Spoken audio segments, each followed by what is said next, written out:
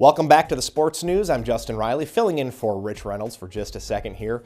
Well, she's a former world #1 tennis player with 18 Grand Slam singles titles and 3 doubles titles. Chris Evert knows a thing or two about being a trailblazer, and she joins us now to talk a little bit about something exciting happening in the world of U.S. tennis. From Lake Nona in Orlando, Florida, Chrissy, welcome to the Sports News. Good to have you with us. Thank you. Glad to be here with you. So we're up in Wisconsin, you're down in Orlando. I'm guessing it's a little warmer down there. Tell us a little bit more about where you're at right now. I am in Lake Nona, Orlando, Florida, and yes, it is about 75 degrees, so I hope you're not jealous. Well, I think that just is implied. Rub it in. But I am at the USTA National Campus, the new USTA National Campus in Orlando, and with 100 tennis courts and over 64 acres, state-of-the-art fitness center. I mean, this place has it all, and it will benefit players on every level, not just professional tennis players who want to come and train for their tournaments, but also recreational players, also kids, as you can see over my shoulder, young kids from off the streets are coming. It's college players, league players, players with disabilities, players that under-resourced kids that the USTA are bringing in. So it really will favor players at every level, and I think that's the beauty of it. It's unbelievable. I'm absolutely bowled over by this facility. I think it's the biggest one, certainly in the country and maybe even in the world. Wow, that's amazing. And why do you feel it's important for American tennis to have a new facility like this? I mean, obviously, it's all a huge spectrum of ranges of abilities and experience. Why do you think that's important to have a facility and have people have access to a facility like that?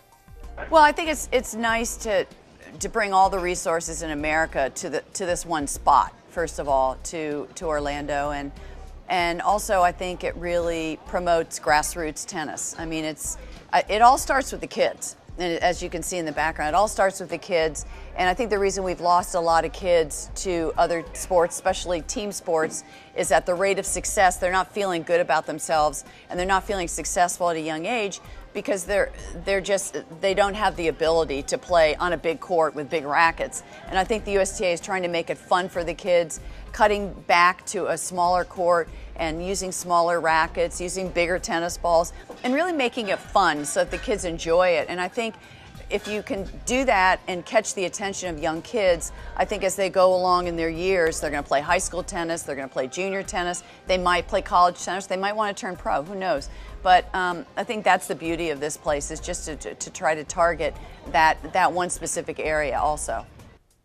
You mentioned just now a little bit about your thoughts of why kids may be reluctant to try tennis, but overall, what would you say is the state of American tennis today? I think the state of American tennis, I think we're starting to get more and more depth. You know, Serena and Venus have carried the flag for so long, but I think we're starting to see, I think there's 18 American women player in the top 100, and I believe that's the most of any country. So the depth is there and the interest is there. But again, it starts with these kids. And America is so different than other smaller countries because tennis kind of gets lost. There's so many other opportunities and so many other options for kids, you know, between the soccer and the lacrosse. And I mean, you can just have an array of other sports. And you know, in other countries, tennis is the #1 sport, and that's why they're producing, you know, more champions in their country. So I think the numbers are going to go up with this facility, and again, the resources are here. Anybody can come off the streets. It's a public facility, and that's the beauty of it. You mentioned Venus and Serena, and I think most people, whether they're tennis fans or not, have heard of those two. Who do you feel, or do you have any inkling about who are the next big stars to come through tennis? I think I look at Madison Keys, who broke into the top 10 this year. She's #8 in the world. She's still in her early 20s. She has that power that Serena has. She's got a big serve. She's got wonderful ground strokes. And I think she's got a Wimbledon title in her back pocket coming up.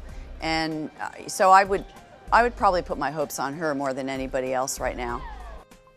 And this is just kind of a blast from the past type of question. Who would you feel was your greatest rival when you were playing? Really? You don't know? Or we want to hear you say it. You can take a guess. I'm not gonna be the one to say it. I want to hear it from you. Oh, Martina Navratilova, for sure. We had a rivalry for 18 years, and we played over 80 times, and it was a wonderful, wonderful contrast of styles, of personalities, of temperaments, and we pushed each other into greater and greater heights. So she would definitely, that was my greatest rival. Yeah, had to bring that up. Where can people go to find out more about this USTA campus? People can go to the USTAnationalcampus.com and they can learn more about this wonderful facility. Awesome. Chrissy, Evert, thank you so much for joining us in the sports news today. Thank you so much. Thank you. Don't go away. There's more sports news coming up right after the break. Stick around.